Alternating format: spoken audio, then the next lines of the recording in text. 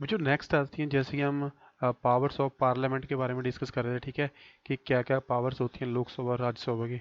अब तक हमने फाइनेंशियल पावर के बारे में डिस्कस किया था, ठीक है, और हमने लेजिस्लेटिव पावर्स के बारे में देखा था।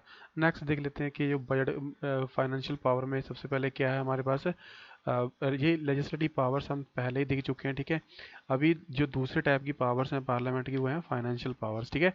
और फाइनेंशियल पावर्स में क्या है, सबसे पहले जो बजट होता है वो गवर्नमेंट कब उसको रिप्रेजेंट करती है, ठीक है। देखो सबसे पहले बच्चों, बजट का मीनिंग क्या होता है, ठीक है। देखो जैसे कि अगर मैं सिंपल एग्जांपल में समझाऊँ आप लोगों को, ठीक है, कि जैसे कि आप लोगों का जो घर होता है, ठीक है, आप लोगों का घर होता है, और घर में कौन जो पैसे कमाते हैं, आपके पापा पैसे कमाते हैं, ठीक है। और सपोज करो कि वो कितना पैसा कमाते हैं, 100 रुपया कमाते हैं, ठीक है। कितने रुपीस की अर्निंग करते हैं वो, 100 रुपीज़ की अर्निंग करते हैं, ठीक है। और फिर जो घर में ये तो आपकी अर्निंग होगी, यानी घर में जो पैसा आ रहा है, ठीक है। इसके अलावा जो आपके घर से जो पैसा जाएगा, जैसे कि कुछ आपको जो कोई साइकिल वगैरह लेनी होगी, ठीक है, या फिर आपको कोई खाने पीने का जो सामान चाहिए होगा, वो आप परचेज करते हो, ठीक है। और ऐसे कि जो आपके एजुकेशन पे खर्चा, तो वो भी आपके घर से ही होता है, ठीक है। तो देखो बच्चों क्या होता है यहाँ पे, तो ऐसे ही है, क्या करते हो फिर आप, हर एक मंथ बाद आपके पापा को सैलरी मिलती है, और हर एक मंथ बाद आप क्या बनाते हो, अपने घर का जो आपका, अब आपके पापा, अगर आप कोई चीज़ आपके पापा को लेने के लिए बोलते हो कि पापा मुझे इस मंथ मुझे नई बाइक चाहिए या लैपटॉप चाहिए, ठीक है, आपके पापा क्या कहते हैं कि बेटा सबसे पहले मैं देख लेता हूँ, ठीक है, कि ये हमारे बजट में है कि नहीं, ठीक है। मतलब पापा के कहने का मतलब ये होता है कि सबसे पहले बच्चे हम ये देख लेते हैं कि जो हमारे घर में क्या इतनी इनकम हो रही है कि कि जिससे कि जो आप डिमांड कर रहे हो वो चीज़ हम ले सकते हैं कि नहीं, ठीक है। तो बेसिकली पापा क्या करते हैं, सब पापा क्या देखते हैं, पापा देखते हैं कि घर में पैसा कितना आ रहा है, ठीक है, हर एक मंथ, और हमारा खर्चा कितना है, ठीक है। अगर खर्चा करने के बाद अगर वो पैसा बचता है, ठीक है, अगर तो आपकी डिमांड उसमें पूरी हो सकती है, तो पापा वहाँ भी वो चीज़ आपको शायद दिलवा सकते हैं, ठीक है। अगर खर्चा करने के बाद पैसा ही नहीं बचेगा, तो वो डिमांड आपकी पूरी नहीं हो सकती है, ठीक है। तो यहाँ पे आपने देखा, यहाँ पे आपने क्या देखा कि आपके घर में जो पैसा आ रहा है, आपके पापा को सैलरी मिल रही है, ठीक है। और क्या डिस्कस किया हमने कि आपके घर से जो पैसा जा रहा है, ठीक है। तो बेसिकली जैसे मैंने इस एग्जांपल में आप लोगों को समझाने की कोशिश की है कि जो पैसा आता है और पैसा जाता है, ठीक है, इसी की ही कैलकुलेशंस को हम क्या कहते हैं, बजट कहते हैं, ठीक है। तो जो गवर्नमेंट होती है, देखो ठीक है, वो भी एक साल के लिए क्या करती है, वो भी एक साल के लिए बजट बनाती है, ठीक है। एक साल के लिए गवर्नमेंट देखती है कि गवर्नमेंट का खर्चा कितना है, ठीक है, गवर्नमेंट को कहाँ कहाँ से इनकम होगी, और एक साल में जो गवर्नमेंट है वो कहाँ कहाँ पे खर्चा करेगी, ठीक है। तो जो गवर्नमेंट की इनकम होती है और जो गवर्नमेंट का खर्चा होता है, इसी की ही कैलकुलेशंस को हम क्या कहते हैं, बजट कहते हैं, ठीक है। और ये बजट याद रखना, ये फरवरी के मंथ में इस साल में रिप्रेजेंट किया गया था, ठीक है। फरवरी के मंथ में याद रख लेना कि फरवरी जो 2021 का बजट था, ये कब प्रेजेंट किया गया था पार्लियामेंट में, ये किया गया था फरवरी 2020, ठीक है। और किसके द्वारा किया गया था, जो हमारी फाइनेंस मिनिस्टर हैं निर्मला सीतारमन, उसके द्वारा ये क्या किया गया था, प्रेजेंट किया गया था, ठीक है। तो ये अपने याद रखना है बजट के बारे में। इसके अलावा देखो बच्चों हमारे पास क्या होती हैं, अभी हम पावर्स के बारे में पढ़ रहे थे, ठीक है, बजट के बारे में हमने डिस्कस कर लिया। अभी क्या होती है, सप्लीमेंट्री ग्रांट्स क्या होती हैं, ठीक है। देखो बच्चों सप्लीमेंट्री ग्रांट्स में वैसे भी बताता हूँ। देखो बेसिकली क्या करती है कि जो पार्लियामेंट होती है, वो हर एक जो स्टेट होते हैं, ठीक है, उनको जो जो यहाँ पे गवर्नमेंट के, सेंट्रल गवर्नमेंट के पास जो पैसा इकट्ठा होता है टैक्सों वगैरह का, ठीक है, उनमें से उनको उनका शेयर तो देती ही देती है, ठीक है। सपोज करो कि जैसे कि पंजाब गवर्नमेंट है ना, उसको शेयर दे दिया कि आपको कितना पैसा मिलेगा, 100 रुपये, 100 रुपये आपको क्या मिलेगा, जो सेंट्रल गवर्नमेंट है वो आपको देगी, ठीक है। देखो अगर 100 रुपये में अगर जो पंजाब गवर्नमेंट का खर्चा नहीं हो पा रहा है, ठीक है, तो मान लो खर्चा कितना है पंजाब का, 150 रुपये है, लेकिन सेंट्रल गवर्नमेंट दे कितना रही है, 100 रुपये दे रही है, ठीक है। यानी फिर ये 50 रुपये का जो ये यहाँ पे पंजाब गवर्नमेंट है, ये कहाँ से पूरा करेगी, ठीक है। तो फिर ये पंजाब गवर्नमेंट फिर से किसके पास आएगी, सेंट्रल गवर्नमेंट के पास आएगी, और उनको बोलेगी कि सर देखो ये जो आपने पैसा अलॉट किया था, ठीक है, ये सफिशेंट नहीं है, तो हमें कुछ और पैसा चाहिए। तो फिर सेंटर जो पार्लियामेंट होती है वो क्या करती है, जो सप्लीमेंट्री ग्रांट्स के थ्रू इनको और पैसा प्रोवाइड किया जाता है, ठीक है। और इस केस में क्या करेगी पंजाब गवर्नमेंट को, 50 रुपये और दे दी जाएंगे, ताकि जो इसकी जरूरतें हैं वो क्या हो सके, पूरा हो सके, ठीक है। तो ये क्या होते हैं, सप्लीमेंट्री ग्रांट्स होती हैं। एक होती है वोट्स ऑन अकाउंट, ठीक है, वोट्स ऑन अकाउंट। देखो बच्चों वोट्स ऑन अकाउंट क्या होता है, वोट्स ऑन अकाउंट में आपको एग्जांपल से समझाता हूँ, ठीक है। देखो जैसे कि हमारा ये फाइनेंशियल ईयर होता है, ठीक है। देखो बेसिकली क्या होता है, सपोज करो कि हमारे पास यहाँ पे जो बजट बजट प्रेजेंट होता है वो कब होता है, फरवरी को होता है, ठीक है। फरवरी जो हमारे पास 21 को हुआ था, अभी अभी बजट पास जो पेश हुआ था और पास भी हुआ था, ठीक है, पार्लियामेंट से। तो देखो क्या होता है, तो और ये जो हमारा न्यू जो हमारा फाइनेंशियल ईयर होता है ये कब स्टार्ट होता है, ठीक है। हमारे पास फाइनेंशियल ईयर स्टार्ट कब होता है, ये 1 अप्रैल को स्टार्ट होता है, ठीक है। स्टार्ट कब होता है ये, 1 अप्रैल तक, ठीक है। ठीक है, 1 अप्रैल से स्टार्ट होता है। देखो बच्चों क्या है कि इस टाइम पीरियड के बीच में क्या है कि अगर सपोज करो कि बजट तो प्रेजेंट करना था, कब प्रेजेंट करना था, फरवरी में बजट प्रेजेंट करना था, ठीक है। और और इसके इससे पहले क्या था कि जो यहाँ पे गवर्नमेंट के सपोज करो कि यहाँ पे जो मिनिस्टर्स हैं, ठीक है, अगर उनके पास जो पैसा ही खत्म हो जाता है और ये बजट भी पेश नहीं किया फरवरी में, और क्या हो गया, जो एग्जीक्यूटिव हैं, ठीक है, और उनके पास जो जितना पैसा उनको पिछले बजट में मिला था और वो सारा के सारा पैसा क्या हो गया, वो भी उन्होंने आप कह सकते हो कि खर्चा कर दिया, ठीक है। तो तो अभी क्या होगा, ठीक है। सपोज करो कि यहाँ पे जनवरी का मंथ था, ठीक है, जनवरी का मंथ था, और जो बजट का पेश होना है, बजट पेश होना है फरवरी के, ठीक है। और जो एक महीने का जो ये टाइम पीरियड है, तो एक महीने का खर्चा जो ये मिनिस्टर्स होते हैं, ठीक है, जो भी गवर्नमेंट के मिनिस्टर्स होते हैं, तो ये खर्चा कहाँ से करेंगे फिर, ठीक है। तो इसलिए जो हमारे कॉन्स्टिट्यूशन में ये प्रोविजन दे रखी है वोट ऑन अकाउंट की, ठीक है। पार्लियामेंट में क्या होता है कि जितना भी पैसा मिनिस्टर्स को चाहिए उसके उसके ऊपर वोटिंग होती है, ठीक है, उसके ऊपर वोटिंग होती है। और अगर इस वोटिंग के थ्रू क्या है, अगर जो ये जितना पैसा मांगते हैं, अगर वो पार्लियामेंट उसको अप्रूव कर देती है, तो वो उतना पैसा इन मिनिस्टर्स को क्या कर दिया जाता है, दे दिया जाता है। कहाँ से दे दिया जाता है, कंसोलिडेटेड फंड ऑफ इंडिया से दे दिया जाता है, ठीक है। ये कंसोलिडेटेड फंड ऑफ इंडिया क्या होता है, थोड़ी देर में आपको मैं एक्सप्लेन करता हूँ। फॉर द टाइमिंग अभी तक समझ लो कि सपोज करो कि बजट कब कब पेश होना था, फरवरी में, लेकिन जनवरी जनवरी 2020 में क्या हुआ कि जितना भी पैसा इनको जो मिनिस्टर्स होते हैं पिछले बजट में मिला था, वो सारा पैसा उनके पास खत्म हो गया। तो एक महीना वो खर्चा चलाएंगे कहाँ से, ठीक है। तो इस जो ये एक मंथ का खर्चा होता है मिनिस्टर्स को देने के लिए, पार्लियामेंट में वोटिंग होती है, ठीक है। अगर पार्लियामेंट अप्रूव कर देती है, तो फिर कंसोलिडेटेड फंड ऑफ इंडिया से क्या है, जो जितना पैसा ये मांगते हैं, ठीक है, उतना पैसा इनको क्या कर दिया जाता है, अलॉट किया जाता है, ठीक है। इसको बोलते हैं बच्चों वोट ऑन अकाउंट, ठीक है।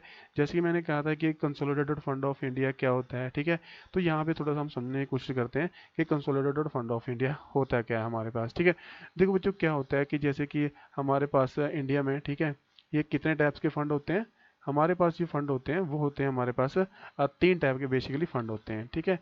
एक तो बच्चों जो हमारे कॉन्स्टिट्यूशन में प्रोविजन दे रखी है, एक तो होता है कंसोलिडेटेड फंड ऑफ इंडिया होता है, एक होता है कॉन्टीजेंसी फंड ऑफ इंडिया होता है, और एक होता है हमारे पास पब्लिक अकाउंट्स ऑफ इंडिया, ठीक है।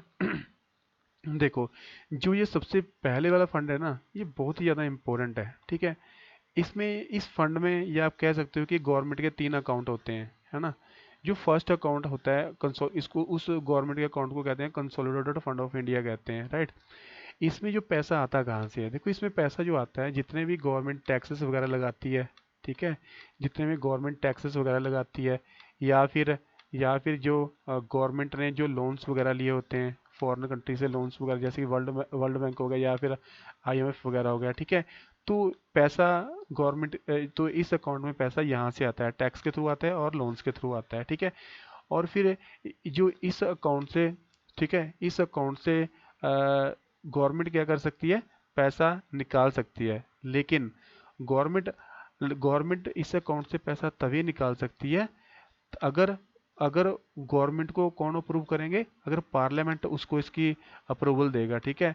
यानी पार्लियामेंट की अप्रूवल के बिना गवर्नमेंट क्या कर सकती है, इससे खर्चा नहीं कर सकती है, ठीक है। तो यानी क्या है कि नरेंद्र मोदी यहाँ से ये नहीं कह सकते हैं कि मुझे 100 करोड़ रुपए चाहिए, 100 करोड़ रुपए जब उसका जी किया तो कंसोलिडेटेड फंड ऑफ इंडिया से निकाल के उसने क्या कर लिया, खर्चा कर लिया, नहीं।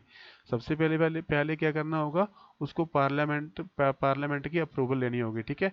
पार्लियामेंट में जब वो अप्रूवल उसको मिल जाएगी तब वो क्या कर सकते हैं, इस कंसोलिडेटेड फंड ऑफ इंडिया से क्या निकाल सकते हैं, पैसा निकाल सकते हैं। ठीक है, और ये एक ऐसा अकाउंट होता है कि जिसमें जो गवर्नमेंट को जरूरत पड़ती है पार्लियामेंट की अप्रूवल की। ठीक है, यानी पार्लियामेंट की मंजूरी के बिना गवर्नमेंट इससे अपना खर्चा नहीं कर सकती है। ठीक है, और बेसिकली गवर्नमेंट का जितना भी जो मेजर खर्चा होता है, जैसे कि जो गवर्नमेंट को जो सपोज करो कि जैसे कि प्रेसिडेंट हो गया, वाइस प्रेसिडेंट हो गया, चीफ मिनिस्टर हो गया, ठीक है, या फिर सुप्रीम कोर्ट के जजेस हो गए, उनकी सैलरी जो देती है गवर्नमेंट वो इसी अकाउंट से देती है, कंसोलिडेटेड फंड ऑफ इंडिया से दी जाती है। ठीक है, इसके बाद जो सेकंड अकाउंट होता है गवर्नमेंट का वो होता है कॉन्टीजेंसी फंड ऑफ इंडिया होता है। ठीक है, तो गवर्नमेंट पे जब गवर्नमेंट को इससे पैसा निकालने के लिए कोई पार्लियामेंट्री अप्रूवल की जरूरत नहीं पड़ती है, क्योंकि जो ये बेसिकली देखा गया है कि ये अकाउंट किसके अंडर होता है, ये प्रेसिडेंट के अंडर ये अकाउंट होता है। ठीक है, अगर ये अकाउंट बनाया किसके किसके लिए गया था, देखो ये अकाउंट बनाया था कि सपोज करो कोई इमरजेंसी पड़ जाए। ठीक है, कोई इमरजेंसी पड़ जाए कि जैसे कोई सपोज करो कि जैसे कोई यहाँ पे फ्लड्स वगैरह आ जाते हैं। ठीक है, फ्लड्स वगैरह आ जाते हैं, या फिर कोई जैसे कि लैंडस्लाइड वगैरह हो जाता है। ठीक है, तो उस केस में ये इमरजेंसी में क्या है, पैसा देने के लिए क्या था, ये फंड बनाया गया था। ठीक है, और इसमें जो मैक्सिमम पैसा कितना रखा जाता है, इस अकाउंट में जो मैक्सिमम पैसा है वो 500 करोड़ रुपया रखा जाता है। ठीक है, कितना पैसा इसमें रखा जाता है, 500 करोड़ रुपया रखा जाता है। तो थोड़ा सा ये आप समझ लेना। ठीक है, कि ये तीन तरह के अकाउंट होते हैं, दो, एक कंसोलिडेटेड फंड ऑफ इंडिया होता है, एक कॉन्टीजेंसी फंड ऑफ इंडिया होता है। ठीक है, और एक होता है पब्लिक अकाउंट्स ऑफ इंडिया। ठीक है, देखो बच्चों ये क्या होता है जो पब्लिक अकाउंट्स ऑफ इंडिया है, ठीक है, ये भी गवर्नमेंट का अकाउंट होता है। इसमें क्या होता है, इसमें पैसा कहाँ से आता है कि जो गवर्नमेंट जो डिसइन्वेस्टमेंट करती है। ठीक है, अभी डिसइन्वेस्टमेंट आप लोगों को समझ में नहीं आया था, नहीं आएगा। ठीक है, पर थोड़ा सा आपको समझाने की कोशिश करता हूँ कि डिसइन्वेस्टमेंट क्या होती है बच्चों। देखो सपोज करो कि जब गवर्नमेंट क्या करती है, जब गवर्नमेंट सरकारी कंपनियों को भेजती है, ठीक है, वहाँ से जो पैसा आता है, फिर गवर्नमेंट वो पैसा कहाँ कहाँ पे रखती है, वो पैसा कहाँ पे रखती है, वो पैसा गवर्नमेंट कहाँ पे रखती है, पब्लिक अकाउंट ऑफ इंडिया में रखती है। ठीक है, जैसे कि मैंने आपको बताया कि गवर्नमेंट ने क्या किया, अभी एलआईसी की सेल कर दी थी। ठीक है, गवर्नमेंट ने क्या किया था, एलआईसी की सेल की थी। ठीक है, रेलवे सेल कर दिया है गवर्नमेंट ने। ठीक है, तो ये जो पैसा यहाँ से आ रहा है ना, वो पैसा कहाँ पे जाएगा, फिर वो जाएगा पैसा आपके पब्लिक अकाउंट्स ऑफ इंडिया में जाएगा। ठीक है, और मैंने पहले बता चुका हूँ कि जो गवर्नमेंट को जो अप्रूवल लेनी पड़ती है वो फर्स्ट अकाउंट से पैसा निकलवाने के लिए लेनी पड़ती है, लेकिन इन दोनों अकाउंट से गवर्नमेंट जब चाहे वो पैसा क्या कर सकती है, विथड्रॉ कर सकती है, निकाल सकती है। ठीक है, तो ये थोड़ा सा आपको ये समझने की कोशिश करनी है। इसके बाद ये सैलरी से जितनी भी दी जाती हैं ना, वो जैसे कि एमपीज की सैलरी दी जाती है, या फिर सुप्रीम कोर्ट के जजेस की सैलरी दी जाती है ना, वो कौन डिसाइड करती है, वो पार्लियामेंट ही डिसाइड करती है। ठीक है, तो ये भी एक पावर है। इसके बाद जो टैक्सेस लगाते हैं, ठीक है, किसी भी जो चीज़ पे टैक्स लगाना है, सपोज करो कि जैसे कि इनकम टैक्स हो गया, या फिर जो सेल्स टैक्स वगैरह हो गया। ठीक है, वो टैक्स कितना लगना है, कितना नहीं करना है, इसकी अमाउंट भी कौन डिसाइड करता है, पार्लियामेंट ही डिसाइड करती है। ठीक है, पार्लियामेंट से बिना पूछे कोई टैक्स नहीं लगाया जा सकता है। ठीक है बच्चों, तो हमने ये पढ़ा था पार्लियामेंट के दो टाइप के बारे में पढ़ लिया हमने, लेजिस्लेटिव पावर्स के बारे में पढ़ लिया, फाइनेंशियल पावर के बारे में पढ़ लिया। ठीक है, अब देखते हैं कि एग्जीक्यूटिव पावर में क्या आता है। ठीक है, एग्जीक्यूटिव पावर में कौन कौन से टॉपिक हमने पढ़ने हैं यहाँ पे, राइट। लेकिन एग्जीक्यूटिव पावर पावर पढ़ने से पहले हम पढ़ते हैं कि जो जुडिशियल पावर्स क्या होती हैं। ठीक है, जुडिशियल पावर्स क्या होती हैं। हम ये किसकी जुडिशियल पावर के बारे में बात कर रहे हैं, ये पार्लियामेंट की जुडिशियल पावर के बारे में बात कर रहे हैं। ठीक है, चलो बच्चों ये देख लेते हैं कि जुडिशियल पावर्स क्या होती हैं। चलो बच्चों अभी क्या करते हैं, जो जुडिशियल पावर्स के बारे में हम पढ़ लेते हैं। ठीक है, सबसे पहले क्या है, प्रेसिडेंट की के प्रेसिडेंट को कैसे हटाया जा सकता है। ठीक है, देखो बच्चों एक तो ये वर्ड याद रख लेना कि जो इम्पीचमेंट का वर्ड क्या, इम्पीचमेंट का मीनिंग क्या होता है, इम्पीचमेंट का मीनिंग होता है कि रिमूव करना। ठीक है, किसको रिमूव करना, प्रेसिडेंट को, यानी प्रेसिडेंट को उसके ऑफिस से निकालना। ठीक है, या फिर प्रेसिडेंट को उसकी जो नौकरी होती है ना, उससे रिजाइन करवाने की प्रोसेस को क्या कहते हैं, इम्पीचमेंट कहते हैं। ठीक है, और ये इम्पीचमेंट वर्ड सिर्फ प्रेसिडेंट के साथ ही यूज होता है।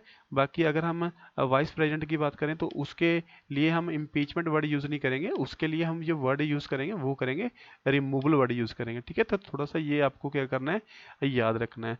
चलो देख लेते हैं कि जो प्रेसिडेंट को इम्पीच कैसे किया जाता है। ठीक है, क्या इसकी प्रोसेस होती है। चलो देखो बच्चों क्या है, यहाँ पे थोड़ा सा समझाने की कोशिश करता हूँ मैं आपको। ठीक है, और ये थोड़ा सा याद रखना है कि प्रेसिडेंट की रिमूवल प्रोसेस क्या होती है। ठीक है, सपोज करो बच्चों, देखो हमारे पास क्या है यहाँ पे, दो हाउसेस हैं हमारे पास, ठीक है।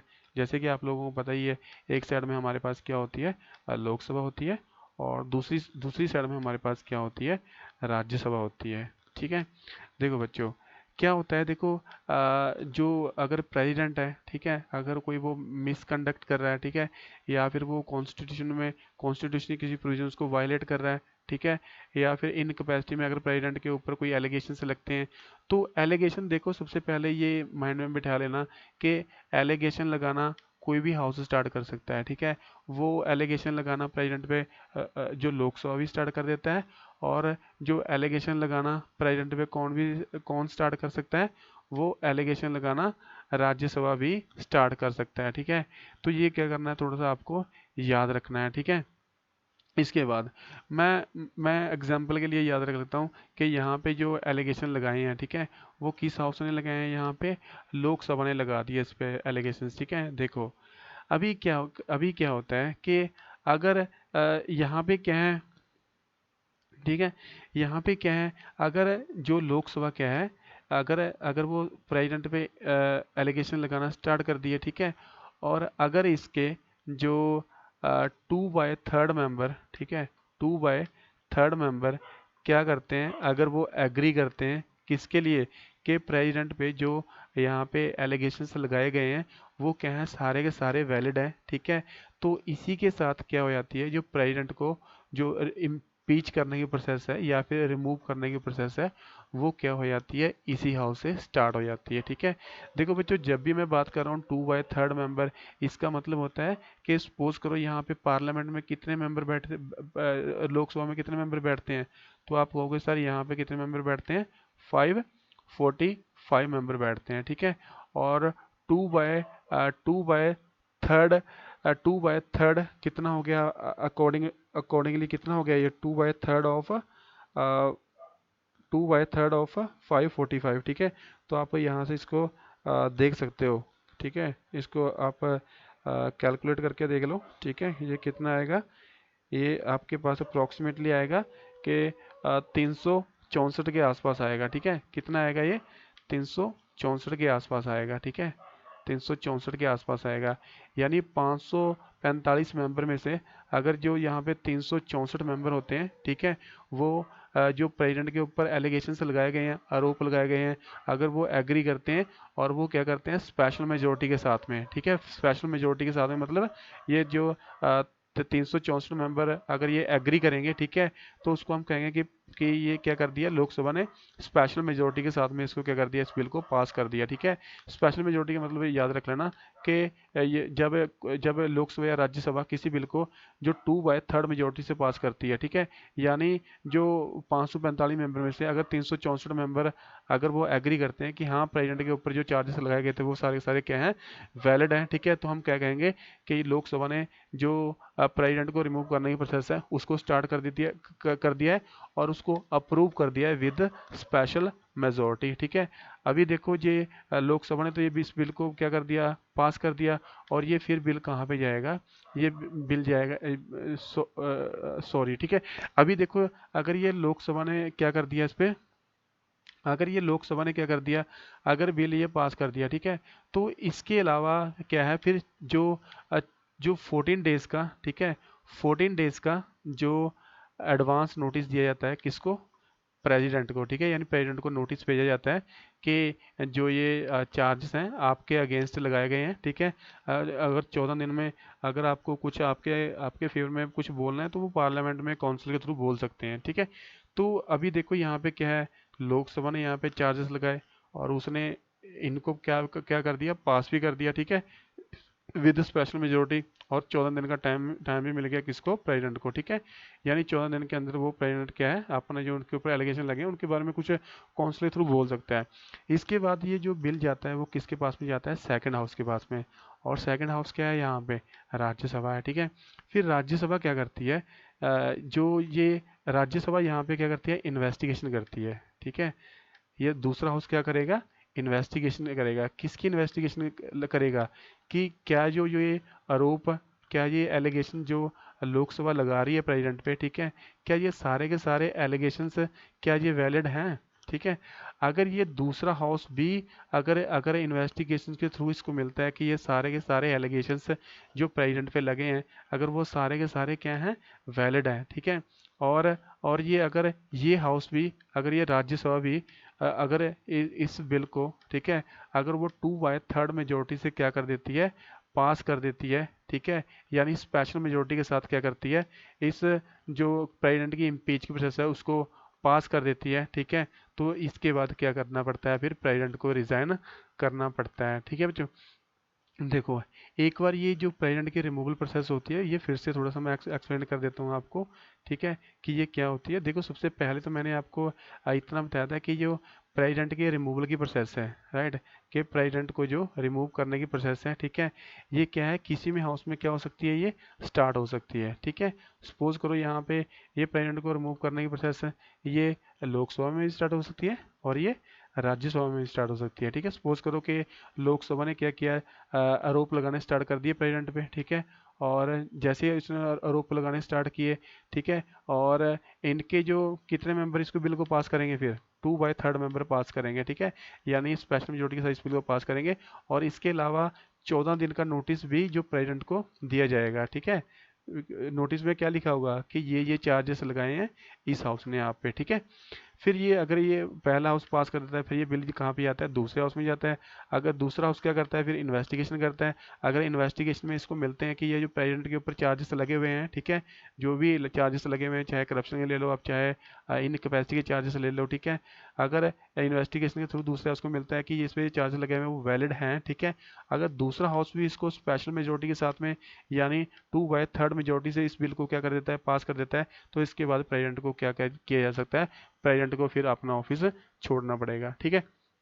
ऐसे ही देखो, ये कैंप जो पार्लियामेंट होती है, वो जो सुप्रीम कोर्ट के जजेस होते हैं, ठीक है, या फिर सीएजी होता है, उनको रिमूव उनको रिमूव करने की प्रोसेस है वो भी कहाँ पे चलाई जाती है, पार्लियामेंट में चलाई जाती है, ठीक है। इसके अलावा जो पनिशमेंट्स दी जाती हैं, ठीक है, कि parliament can give punishment a person for obstructing the work of parliament, ठीक है। For example, disturb the in 1961 the parliament reprimand the editor of the Blitz for ridiculing a member of the parliament, ठीक है। तो देखो, ये क्या है यहाँ पे, इसमें समझाने का मतलब ये है पनिशमेंट में, कि सपोज करो अगर कोई ऐसा पर्सन है, ठीक है, अगर वो पार्लियामेंट की जो जो वर्किंग है, अगर उसको डिस्टर्ब करता है, अगर उसकी पार्लियामेंट की जो फंक्शनिंग है, ठीक है, उसमें कोई मान लो कोई बाधा डालता है, तो ऐसे पर्सन को फिर क्या है, जो पार्लियामेंट है वो पनिश कर सकती है, ठीक है। यहाँ पे एग्जांपल दे सकती है कि 1961 में क्या था, एक न्यूज़पेपर के एडिटर थे, तो उसको फटकार लगाई थी, ठीक है, क्योंकि बार बार वो क्या कर रहा था, वो मजाक उड़ा रहा था पार्लियामेंट के मेंबर्स थे, ठीक है। तो बच्चों, ये सारी की सारी जो पावर्स थी, ये कौन कौन सी पावर्स थी, ये जुडिशियल पावर्स थी। किसकी जुडिशियल पावर्स थी, ये जुडिशियल पावर्स थी पार्लियामेंट की, ठीक है। अभी तक हमने लेजिस्लेटिव पावर्स के बारे में पढ़ लिया पार्लियामेंट की, हमने फाइनेंशियल पावर्स के बारे में पढ़ लिया, हमने लेजिस्लेटिव पावर्स के बारे में पढ़ लिया, पार्लियामेंट की कौन कौन सी होती हैं लेजिस्लेटिव पावर्स होती हैं, ठीक है। अभी हम देखते हैं कि पार्लियामेंट के जो इलेक्शन से रिलेटेड, ठीक है, इलेक्शन से रिलेटेड के पार्लियामेंट के पास में कौन कौन सी पावर्स होती हैं, ठीक है जी। चलो ये देख लेते हैं कि इलेक्शन के रिलेटेड पार्लियामेंट के पास में कौन कौन सी पावर्स होती हैं, ठीक है। देखो बच्चों, जैसे कि आपको पता ही है कि जो पार्लियामेंट क्या करवाती है, प्रेसिडेंट के इलेक्शंस करवाती है, ठीक है। सारे के सारे पार्लियामेंट के मेंबर्स होते हैं जब प्रेसिडेंट के इलेक्शन होते हैं। जब सारी की सारी पार्लियामेंट का मतलब ये है कि प्रेसिडेंट के इलेक्शन में लोकसभा भी पार्टिसिपेट करती है, राज्यसभा के मेंबर भी पार्टिसिपेट करते हैं, और और जो और जो हमारे 28 स्टेट हैं, उनमें जो एमएलएस हैं, वो भी सारे के सारे क्या करते हैं, वो भी पार्टिसिपेट करते हैं, ठीक है। यानी प्रेसिडेंट के इलेक्शंस के लिए जो पार्लियामेंट के मेंबर होते हैं वो तो पार्टिसिपेट करते ही हैं, और पूरे कंट्री के जो एमएलए होते हैं वो भी क्या करते हैं, पार्टिसिपेट करते हैं, ठीक है। तो इसके अलावा जो वाइस प्रेसिडेंट के इलेक्शंस होते हैं, ठीक है, उसमें फिर जो जो स्टेटों से एमएलए पार्टिसिपेट नहीं करते हैं, सिर्फ जो पार्लियामेंट के लोकसभा के मेंबर और राज्यसभा के मेंबर ही जो पार्टिसिपेट करते हैं, किसके इलेक्शन में, वाइस प्रेसिडेंट के इलेक्शंस में, ठीक है। और जैसे कि मैंने बताया था कि जो स्पीकर होता है लोकसभा में, इसके बारे में तो हम ऑलरेडी डिस्कस कर चुके हैं, ठीक है। इसके अलावा देखो बच्चों, क्या है हमारे पास, जो अमेंडमेंट्स ऑफ द कॉन्स्टिट्यूशन, ठीक है।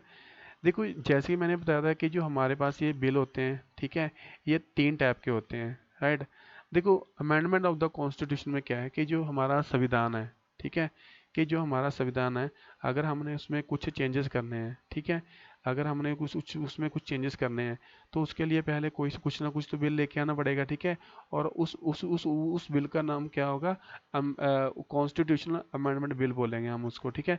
अगर कॉन्स्टिट्यूशन में अगर हम कुछ चेंजेस कर रहे हैं, देखो यहाँ पे राइट किया कि both houses of parliament can amend the constitution, the amendment must be passed by each house by a majority of the total membership and by a 2/3 majority of the member present and voting, ठीक है। otherwise the amendment bill cannot be passed. in some case amendment require the ratification of the approval of the house of the legislature from the state. okay, देखो बच्चों basically ये क्या समझा रहा है कि अगर ये, सबसे पहले मैं आपको ना थोड़ा सा आइडिया दे देता हूँ कि जो हमारे पास बिल होते हैं, ठीक है, ये कितने टाइप के बिल होते हैं। देखो बच्चों यहाँ से मैंने आपके जो हेल्प के लिए यहाँ पे टेबल बना रखा है, ठीक है, कि जो हमारे पास ये पार्लियामेंट में बिल होते हैं, ठीक है, ये 3 टाइप के होते हैं। एक तो होता है हमारे पास ऑर्डिनरी बिल होता है, ठीक है, एक हमारे पास क्या होता है? ऑर्डिनरी बिल होता है। और एक होता है हमारे पास मनी बिल होता है, ठीक है। और एक क्या होता है हमारे पास? कॉन्स्टिट्यूशनल अमेंडमेंट बिल होता है, ठीक है। एक कौन सा बिल होता है हमारे पास? कॉन्स्टिट्यूशनल अमेंडमेंट बिल होता है। देखो बच्चों, अगर हमारे पास अगर कोई बिल ऐसा है कि जैसे कि जीएसटी बिल था, ठीक है, जिसमें पैसे के रिलेटेड कोई बात की जाती है, तो वो वाले लॉस कौन से होते हैं, वो वाले कानून कौन से, वो वाले बिल कौन से होते हैं? मनी बिल होते हैं, ठीक है। अगर हमने कॉन्स्टिट्यूशन में कुछ ना कुछ चेंजेस करने हैं, तो वो उसके लिए भी कोई ना कोई बिल लेके आना पड़ेगा, ठीक है। अगर हमने कॉन्स्टिट्यूशन में चेंजेस करने हैं, तो वो वाला बिल को हम क्या कहते हैं? कॉन्स्टिट्यूशनल अमेंडमेंट बिल में आएगा, ठीक है। अगर कोई बिल इनके अलावा है, यानी ना तो वो मनी मनी बिल है, ना ही वो क्या है? कॉन्स्टिट्यूशनल अमेंडमेंट बिल है, तो ऐसे बिल को हम क्या कहते हैं? फिर ऑर्डिनरी बिल कहते हैं, राइट। और इसके रिलेटेड क्या है, देखो, जब भी हम अपने कॉन्स्टिट्यूशन में जब क्या करते हैं? चेंज करते हैं, ठीक है, तो जो ये बिल पास किया जाएगा ना, चाहे वो उसको उस बिल को लोकसभा पास करे, चाहे उसको राज्यसभा पास करे, ठीक है, तो हम कॉन्स्टिट्यूशन में चेंजेस तभी कर सकते हैं अगर वो बिल किस मेजोरिटी के साथ में पास होगा? 2/3 मेजोरिटी के साथ में पास होगा, ठीक है। 2/3 मेजोरिटी का मेरा कहने का मतलब क्या है कि हर हाउस, जो चाहे लोकसभा है चाहे राज्यसभा है, अगर उसको स्पेशल मेजोरिटी के साथ में पास करेगा, तो तभी उस बिल को क्या माना जाएगा? तभी उस बिल को पास माना जाएगा, और तभी हम कॉन्स्टिट्यूशन में चेंजेस किए जा सकते हैं, ठीक है, यानी स्पेशल मेजोरिटी से जब पास करेंगे।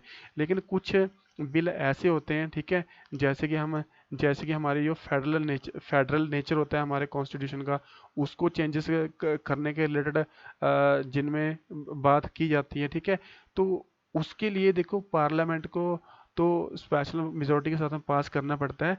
लेकिन 50% जो स्टेट होते हैं, ठीक है, 50% स्टेट भी एग्री करते होने चाहिए, ठीक है, उस बिल को पास करवाने के लिए। जैसे कि जीएसटी बिल था, ठीक है, जीएसटी देखो पूरे पूरे कंट्री की जो स्ट्रक्चर के पूरे पूरे कंट्री के लिए इसकी इम्पोर्टेंस थी। और ये हमारे, हम क्या कहेंगे कि ये फेडरल नेचर का था, ठीक है, यानी इस बिल में सारे कंट्री के जो इंटरेस्ट थे वो जुड़े हुए थे। तो पार्लियामेंट ने तो इस बिल को पहले से पास कर दिया था, और फिर इसको कहाँ पे भेजा गया? स्टेटों में भेजा गया, ठीक है। यानी जो 50% स्टेट हैं, जब वो इस जीएसटी बिल को पास कर दिया, तो इसके बाद कॉन्स्टिट्यूशन में ये चेंजेस किया गया, ठीक है। हमारे पास अभी कितने स्टेट हैं? हमारे पास 28 स्टेट हैं, ठीक है। तो 50% कितना हो गया? यानी जब सेंटर ने तो पास कर दिया, इसके अलावा जब 14 मेंबर और इस पे क्या करेंगे? एग्री करेंगे जीएसटी बिल के लिए, तो तभी क्या हो सकता है? कॉन्स्टिट्यूशन में चेंजेस हो सकते हैं, ठीक है। तो ये थोड़ा सा आपको क्या पढ़ना है? बिल्स के बारे में पढ़ना है, ठीक है, कि बिल हमारे पास 3 टाइप के होते हैं। ऑर्डिनरी बिल होता है हमारे पास, मनी बिल होता है जो पैसे के रिलेटेड होता है, और हमारे पास कॉन्स्टिट्यूशनल अमेंडमेंट बिल होता है जब हमें कॉन्स्टिट्यूशन में कोई ना कोई चेंजेस करने हैं, ठीक है बच्चों। ये तो मैं बता चुका हूँ कि ये सारा पॉइंट क्लियर कर सो, ठीक है। इसके बाद है कि हमारे पास कंट्रोल ओवर एग्जीक्यूटिव्स, ठीक है। और इसके बाद जो हमारे पास पावर पढ़नी है हमने, वो पढ़नी है कि जो एग्जीक्यूटिव पे, ठीक है, जो पार्लियामेंट है वो कैसे कंट्रोल रखती है। अच्छा, ये लेसन की जो स्टार्टिंग में मैंने आपको बताया था कि एग्जीक्यूटिव्स कौन होते हैं? जो लॉज को इम्प्लीमेंट करते हैं, ठीक है। एक तो होते हैं हमारे पास लेजिस्लेटर्स होते हैं जो लॉज को बनाते हैं, और एक होते हैं एग्जीक्यूटिव जो उनको इम्प्लीमेंट करते हैं, ठीक है, जैसे कि प्राइम मिनिस्टर हो गया, जैसे कि चीफ मिनिस्टर्स हो गए, ठीक है, जैसे कि वाइस प्रेसिडेंट हो गया, ठीक है। तो देखते हैं कि पार्लियामेंट इन पे एग्जीक्यूटिव पे कैसे कंट्रोल रखती है, राइट। चलो यहाँ पे देख लेते हैं, ठीक है। सबसे पहले देखो यहाँ पे दिया गया है कि वो यहाँ पे दिया गया है कि जो पार्लियामेंट है इनके थ्रू ये टूल्स दिए हुए हैं, इनके थ्रू क्या क्या रखती है, एग्जीक्यूटिव पे कंट्रोल रखती है। सबसे पहले क्या है, इंटरपिलेशन, ठीक है। देखो इंटरपिलेशन में क्या है कि इसमें क्या है कि जो गवर्नमेंट से क्वेश्चन किए जाते हैं ना, जैसे कि मैंने पहले बताया था, जब आपको प्रोसीजर्स ऑफ पार्लियामेंट के बारे में बताया था, मैंने आपको क्वेश्चन आवर के बारे में बताया था, ठीक है। इसके अलावा मैंने आपको बताया था कि जीरो आवर्स में बताया था, ठीक है। ये क्या है, ये टूल प्रोवाइड किए गए हैं किसको, ऑपोजिशन पार्टी को ये टूल्स प्रोवाइड किए गए हैं ताकि वो क्या कर सकते हैं, गवर्नमेंट से कोई भी क्वेश्चन पूछ सकते हैं, ठीक है। क्योंकि गवर्नमेंट क्या होती है, गवर्नमेंट क्या होती है, लोगों के लिए रिस्पॉन्सिबल होती है। इसीलिए तो हम कहते हैं कि क्या है, यहाँ पे इंडिया में डेमोक्रेसी है, ठीक है। यानी गवर्नमेंट ऐसा नहीं है कि आपने वो जब दिल में आया वो कुछ भी करने लगे, ठीक है। गवर्नमेंट जो भी करेगी उसको, उसके लिए वो क्या है, रिस्पॉन्सिबल है, उसका आंसर उसको पार्लियामेंट में देना पड़ेगा, ठीक है। तो इसको कहते हैं इंटरपिलेशन, ठीक है। इसके बाद हमारे पास होता है वोट ऑफ नो कॉन्फिडेंस, ठीक है। वोट ऑफ नो कॉन्फिडेंस ये कब प्रेजेंट किया जाता है, जब गवर्नमेंट कोई ऐसा लॉ लेके आती है जो कि हमारी कंट्री के जो हित में नहीं होता है, ठीक है। अगर फिर उसके लिए क्या होती है, पार्लियामेंट में वोटिंग होती है। अगर अगर वहाँ पे जो रूलिंग पार्टी होती है, अगर वो वोटिंग में हार जाती है तो इसके बाद पूरी की पूरी गवर्नमेंट को क्या करना पड़ता है, रिजाइन देना पड़ता है, ठीक है। और याद रखना, ये नो कॉन्फिडेंस मोशन होती है, ये सिर्फ लोकसभा में पेश की जा सकती है, राज्यसभा में इसके रिलेटेड कोई पावर नहीं होती है। इसके अलावा एडजर्नमेंट मोशन है, ठीक है। एडजर्नमेंट मोशन क्या होती है कि मैंने आपको पहले बताया था कि जैसे कि सपोज करो कोई किसी की डेथ हो जाती है, रेलवे एक्सीडेंट हो जाता है जिसमें यहाँ पे काफ़ी सारी डेथ्स हो जाती हैं, ठीक है। तो कुछ टाइम के लिए पार्लियामेंट की जो प्रोसीडिंग होती है, पार्लियामेंट की फंक्शनिंग होती है, उसको रोक दिया जाता है, तो उसको क्या कहते हैं, एडजर्नमेंट मोशन कहते हैं, ठीक है। इसके अलावा हमारे पास और भी मोशंस होती हैं, ये आपके लिए इतना इंपॉर्टेंट नहीं है, ठीक है, आप इसको लीव कर सकते हो। और इसके बाद है हमारे पास मॉनेटरी कंट्रोल, राइट। देखो मॉनेटरी कंट्रोल क्या होता है, during the budget session a cut motion may be moved parliamentary committee on public accounts, okay, ensures that the public money is spent in accordance with the parliament's decision, ठीक है। it examines the reports of the CAG of the India।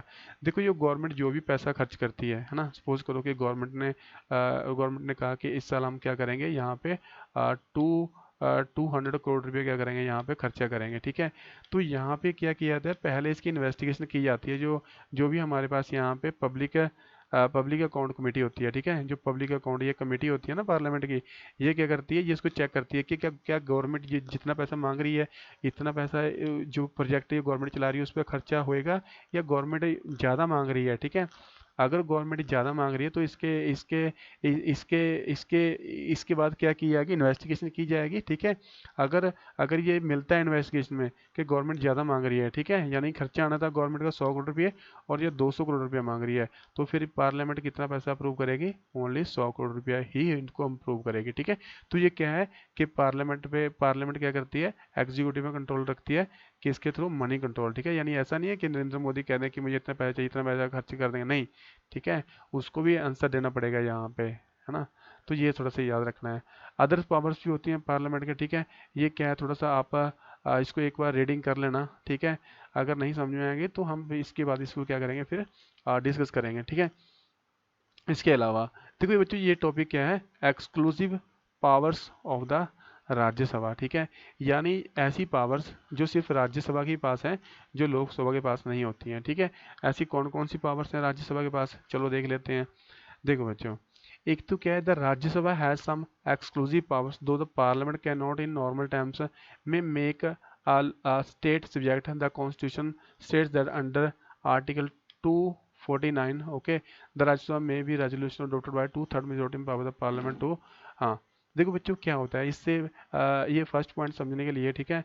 मैंने आपको बताया था कि तीन लिस्टें होती हैं, एक तो यूनियन लिस्ट होती है हमारे पास, एक स्टेट लिस्ट होती है, और एक क्या होती है, कॉन्करेंट लिस्ट होती है, ठीक है। यूनियन लिस्ट में कौन लॉ बनाता है, पार्लियामेंट लॉ बनाती है। स्टेट लिस्ट में कौन लॉ बनाता है, यहाँ पे स्टेट लॉ बनाते हैं। और कॉन्करेंट लिस्ट में दोनों बना सकते हैं, ठीक है। यानी स्टेट लिस्ट में कौन लॉ बनाता है, स्टेट लॉ बना सकते हैं, यानी यानी पार्लियामेंट वहाँ पे स्टेट के सब्जेक्ट में इंटरवेंस नहीं कर सकती है। लेकिन अगर यहाँ पे अगर यहाँ पे ये जो राज्यसभा है, ठीक है, अगर वो यहाँ पे एक रेजोल्यूशन लेके आए और उस रेजोल्यूशन को, ठीक है, स्पेशल मेजोरिटी के साथ में क्या करे, पास करे, ये इस रेजोल्यूशन के थ्रू क्या कहेगी ये पार्लियामेंट को, ये कहेगी कि आपने क्या करना है यहाँ पे कि स्टेट की जो स्टेट लिस्ट है उस पे आपने लॉ बनाना है, ठीक है। अगर राज्यसभा अगर रेजोल्यूशन लेके आती है, उसको पास करती है स्पेशल मेजोरिटी के साथ में, तो पार्लियामेंट को क्या करना पड़ेगा फिर, स्टेट लिस्ट पे लॉ बनाना पड़ेगा, ठीक है। तभी बना सकती है जब राज्यसभा स्पेशल रेजोल्यूशन लेके आए। अदरवाइज यहाँ पे पार्लियामेंट स्टेट लिस्ट पे लॉ नहीं बना सकती है, क्योंकि स्टेट लिस्ट में सिर्फ स्टेट ही लॉ बना सकते हैं। ओके, याद रखना है ये सेकंड पॉइंट, ठीक है। देखो, अगर जो राज्यसभा है, ठीक है, ये पावर भी राज्यसभा को दे रखी है कि अगर अगर कोई ऑल इंडिया सर्विस कोई क्रिएट करनी है तो वो क्रिएट कर सकती है, ठीक है। प्रेजेंट में हमारे पास कितनी all India services, 3 all India services हैं, ठीक है। एक तो हमारे पास आईएएस है ना, इंडियन एडमिनिस्ट्रेटिव सर्विस है। एक तो ये है, एक है हमारे पास जिसको हम कहते हैं आईआरएस, है ना, इंडियन रेवेन्यू सर्विस। और एक होती है हमारे पास आईएफएस, है ना, आईएफएस, इंडियन फॉरेस्ट सर्विस, ठीक है। ये तो 3 सर्विस होती हैं जो ऑल इंडिया लेवल पे हैं। अगर मान लो कल एक और जो नई सर्विस क्रिएट करनी पड़ जाए, जैसे कि इंडियन जुडिशियल सर्विस, ठीक है, अगर ये 4 सर्विस यहाँ पे ये यहाँ पे क्रिएट करनी पड़ जाए, तो ये कौन क्रिएट कर सकती है, ये राज्यसभा के पास पावर होती है कि 4 सर्विस भी वो क्या कर सकती है, क्रिएट कर सकती है, ठीक है जी। और इसके अलावा थर्ड पावर है कि यहाँ पे क्या है कि if the Lok Sabha is dissolve, okay, before or after the declaration of a national emergency, Rajya Sabha become the sole de facto and the de jure parliament. It takes over the function of the parliament. It cannot be dissolved. Okay, this is a limitation on the Lok Sabha. Okay, देखो बच्चों, क्या है ये third point में ये समझाने की कोशिश की है कि सपोज करो यहाँ पे पंजाब था, ठीक है। पंजाब में क्या होता है यहाँ पे कि 1984 में आपको पता ही होगा कि नेशनल इमरजेंसी यहाँ पे इम्पोज की गई थी, ठीक है, 1975 से लेके 1977 के पीरियड में, ठीक है। यहाँ पे 2 साल क्या रही थी, नेशनल इमरजेंसी रही थी, ठीक है। तो पूरे इंडिया की बात कर रहा हूँ मैं यहाँ पे, ठीक है। यहाँ पे 2 साल के लिए पूरे इंडिया में नेशनल इमरजेंसी रही थी। अगर क्या होता है कि नेशनल इमरजेंसी क्या कर दी, किसी गवर्नमेंट ने इम्पोज भी कर दी, और इसके बाद क्या होता है कि लोकसभा क्या हो जाती है, डिसॉल्व हो जाती है, ठीक है। यानी सरकार क्या सरकार क्या करती है, इमरजेंसी लगाने के बाद क्या है, वो सरकार गिर जाती है, जैसे अटल बिहारी वाजपेयी की गवर्नमेंट गिरी थी, ठीक है। तो लोकसभा तो गिर गई है, अभी सारी की सारी पावर्स, ठीक है, वो किसके पास आ जाएंगी, सारी की सारी पावर्स जो लोकसभा के पास थी, वो सारी की सारी पावर किसके पास आ जाती हैं, फिर राज्यसभा के पास आ जाती हैं, ठीक है। तो ये 3 ऐसी पावर्स होती हैं। फर्स्ट तो मैंने बताया था कि स्टेट लिस्ट पे लॉ बनाने के रिलेटेड पावर है, ऑल इंडिया सर्विस क्रिएट करनी हो, और थर्ड क्या है, कोई जैसे कि लोकसभा डिसॉल्व हो जाए इमरजेंसी लगाने से पहले या इमरजेंसी लगाने के बाद, तो पावर किसके पास आती है, राज्यसभा के पास में, ठीक है। तो याद रखना है, देखो ये 3 पावर सिर्फ राज्यसभा के पास ही है, लोकसभा के पास नहीं है, ठीक है। तो हम कह सकते हैं कि इन 3 एरिया में जो राज्यसभा की पावर्स क्या होती हैं, सिर्फ और सिर्फ लोकसभा से ज़्यादा होती हैं, ठीक है। तो बच्चों, जैसे कि हमने ये एक्सक्लूसिव पावर्स ऑफ यहाँ पे राज्यसभा के बारे में देखा, ठीक है, ऐसे हम क्या करते हैं कि जो एक्सक्लूसिव पावर्स हैं, ठीक है, वो हम किसकी देखते हैं अभी, वो हम एक्सक्लूसिव पावर्स ऑफ लोकसभा की देख लेते हैं, ठीक है। यानी ऐसी पावर्स, लोकसभा की ऐसी पावर जो सिर्फ और सिर्फ किसके पास होती हैं, लोकसभा के पास होती हैं, ठीक है। देखो बच्चों, सबसे पहला तो क्या था कि नो कॉन्फिडेंस मोशन, है ना। देखो, जिस ये मैंने 2-3 बार ये रिपीट कर चुका हूँ, ठीक है, कि नो कॉन्फिडेंस मोशन होती है जिसमें गवर्नमेंट को रिजाइन करना पड़ता है, ठीक है। ये पावर सिर्फ किसको दे रखी है, ये लोकसभा में ही, लोकसभा को ही पावर दे रखी है, राज्यसभा में इसके इसके रिलेटेड कोई पावर नहीं होती है, ठीक है। इसके अलावा मनी बिल, ठीक है। अच्छा, मैंने आपको मनी बिल्स के बारे में बताया था, जैसे कि, ठीक है, कि जो यहाँ पे देख सकते हो ना आप, कि एक तो यहाँ पे ऑर्डिनरी बिल दे रखा है, ठीक है, और एक क्या दे रखा है यहाँ पे, मनी बिल दे रखा है, ठीक है। देखो बच्चों, जो यहाँ पे ऑर्डिनरी बिल होता है ना, ये लोकसभा या राज्यसभा किसी में भी अब पेश किया जा सकता है, ठीक है। लेकिन जो मनी बिल होते हैं ना, ये सिर्फ और सिर्फ किस हाउस में ये क्या करना पड़ता है, पेश करना पड़ता है, ये लोकसभा में, ठीक है। यानी आप मनी बिल को राज्यसभा में पेश नहीं कर सकते हैं, है ना। तो ये भी क्या होगी, एक एज हो गया लोकसभा का राज्यसभा के ऊपर, है ना, कि मनी बिल के रिलेटेड राज्यसभा के पास पावर्स होती ही नहीं है ना। अगर कोई बिल है जो सबसे पहले कहाँ पे आएगा, मनी मनी के रिलेटेड बिल लोकसभा में आएगा, ठीक है। और उसके अलावा फिर ये बिल कहाँ पे जाएगा, राज्यसभा में। राज्यसभा मनी बिल में कोई चेंजेस वगैरह नहीं कर सकती है। उसको ये 10 दिन का टाइम दिया जाता है, 10 दिन का टाइम दिया जाता है, ठीक है। और 10 दिन के टाइम में उसको ये क्या करना होता है, सिर्फ अप्रूवल देनी होती है, ठीक है। सॉरी, 10 दिन का कहा मैंने, यहाँ पे 14 दिन का टाइम दिया जाता है राज्यसभा को अप्रूव करने के लिए, ठीक है। यानी मनी बिल सिर्फ और सिर्फ किस में पेश किया जा सकता है, लोकसभा में पेश किया जा सकता है। और लोकसभा में पेश करने के बाद जो मनी बिल है अप्रूवल के लिए कहाँ पे जाता है, फिर राज्यसभा में जाता है, ठीक है। और राज्यसभा के बाद चला गया, राज्यसभा का अगर ये बिल मनी बिल चला जाता है तो राज्यसभा के पास, राज्यसभा ऐसा नहीं है कि इस बिल को क्या है वो यहाँ पे उसको पास ही नहीं करेगी, या उसको वो जब जी किया तब पास करेगी, नहीं। उसको ये बिल क्या है 14 दिन के अंदर अंदर वापिस करना होता है, ठीक है।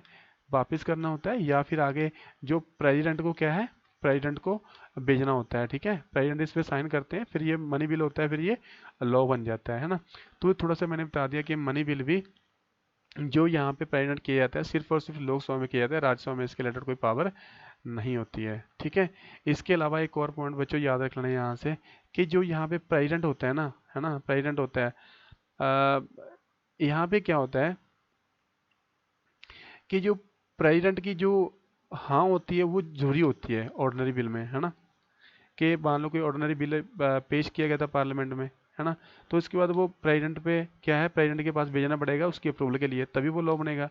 लेकिन जो मनी बिल है ना, मनी बिल है ना, वो प्रेसिडेंट अगर नहीं भी पास करता है ना, प्रेसिडेंट अगर नहीं भी पास करता है तो भी उसको पास माना जाएगा। क्यों? क्योंकि जब मनी बिल यहाँ पे प्रेजेंट किया जाता है तो वो किसकी सिफारिश से किया जाता है, प्रेसिडेंट की रिकमेंडेशन के साथ ही मनी बिल क्या है वो पेश किया जाता है, ठीक है। और ऐसा तो है नहीं कि जब हम मनी बिल लेके ही प्रेसिडेंट की मर्जी से आ रहे हैं तो ऐसा थोड़ा ना है कि प्रेसिडेंट उसको क्या कर देगा, उसको डिसअप्रूव कर देगा, तो ऐसा कभी भी नहीं होता है, ठीक है। तो प्रेसिडेंट की जो अप्रूवल होती है वो ऑर्डिनरी बिल में रिक्वायर्ड होती है, और मनी बिल में तो प्रेसिडेंट को क्या है अप्रूवल देनी ही पड़ती है, ठीक है। तो ये थोड़ा सा बच्चों यहाँ से याद रखना है आपको। देखो ये नो कॉन्फिडेंस मोशन और मनी बिल के रिलेटेड पावर ये किसके पास होती है, सिर्फ और सिर्फ लोकसभा के पास पावर्स होती हैं, राज्यसभा के पास ये पावर्स होती नहीं है, ठीक है। इसके अलावा in case of deadlock between the two house of parliament over non financial ordinary bill, है ना, the Lok Sabha normally prevails as its, ठीक है। देखो बेटा एक ना आपको ये वर्ड याद रखना है कि ज्वाइंट सेटिंग क्या होती है ना। ज्वाइंट सेटिंग थोड़ा सा मैं यहाँ से इसको अरेज कर देता हूँ ताकि थोड़ा सा आपको ये ज़्यादा तरीके से समझ में आ जाए, ठीक है। देखो बच्चों जब भी मतलब क्या है कि जब भी यहाँ पे ना ऑर्डिनरी बिल पेश किया जाता है, ठीक है। ऑर्डिनरी बिल जब भी पार्लियामेंट में क्या है पेश किया जाता है, तो सपोज करो यहाँ पे देखिए जैसे यहाँ पे लोकसभा है, ठीक है, और यहाँ पे क्या है राज्यसभा है, राइट। कि जब भी ऑर्डिनरी बिल यहाँ पे पेश किया जाता है, सपोज करो यहाँ पे लोकसभा में पेश कर दिया, ठीक है, ऑर्डिनरी बिल लेके आ गया मैं यहाँ पे लोकसभा में पेश कर दिया, ठीक है। और लोकसभा ने ये बिल पास किया और ये कहाँ भेजिए, राज्यसभा ने क्या कर दिया, इस बिल को पास नहीं किया, ठीक है। वो अपने पास रख के बैठ गए। या फिर कोई बिल था ऐसा था जो राज्यसभा ने पास कर दिया, जो लोकसभा ने पास नहीं किया था, ठीक है, और वो बिल क्या था, जरूरी था।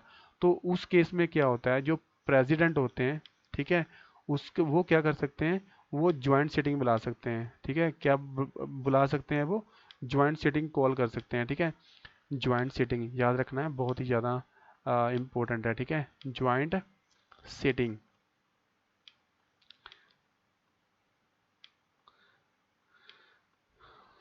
ठीक है, ज्वाइंट सीटिंग। तो थोड़ा सा यहाँ पे राइट करने में प्रॉब्लम हो रही है, ठीक है, लेकिन थोड़ा सा एडजस्ट करना पड़ेगा, ठीक है। तो प्रेसिडेंट क्या करता है उस टाइम में ज्वाइंट सीटिंग बुला सकता है, ठीक है। ज्वाइंट सीटिंग में देखो क्या होता है, लोकसभा के मेंबर भी बुलाता है प्रेसिडेंट और राज्यसभा के मेंबर भी बुलाता है, ठीक है। लेकिन जब भी यहाँ पे ज्वाइंट सीटिंग बुलाता है प्रेसिडेंट, ठीक है, देखो ये एक और पॉइंट याद रखना है कि ज्वाइंट सीटिंग को बुलाता कौन है, प्रेसिडेंट। लेकिन ज्वाइंट सिटिंग को चलाएगा कौन, स्पीकर ऑफ लोकसभा चलाएगा, ठीक है, स्पीकर ऑफ लोकसभा चलाएगा, याद रखना है ये आपने, है ना, कि जो ज्वाइंट सिटिंग है चलाता कौन है उसको, स्पीकर ऑफ लोकसभा, और बुलाता कौन है, प्रेसिडेंट। ज्वाइंट सिटिंग में होता क्या है, दोनों के मेंबर बैठते हैं, लोकसभा के भी और राज्यसभा के भी। लेकिन जब ये बिल पास होगा, है ना, ज़्यादा मेंबर किसके होते हैं, लोकसभा के होते हैं। तो जो लोकसभा कहेगी बेसिकली उन्हीं के बिल ज़्यादातर यहाँ पे ज्वाइंट सिटिंग में पास होते हैं। ठीक है, तो थोड़ा सा ये आपको क्या करना है, याद रखना है।